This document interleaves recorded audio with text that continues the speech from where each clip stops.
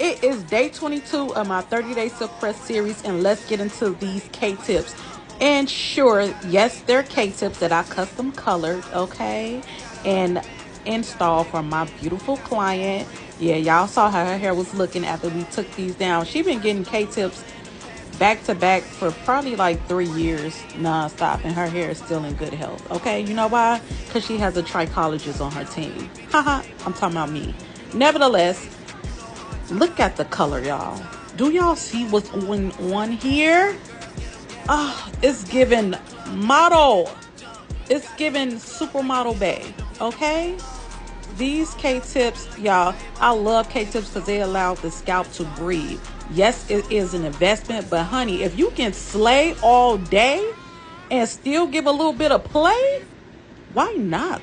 Why not make the investment? Click the link in the bio if you want some K-tips. Toodles.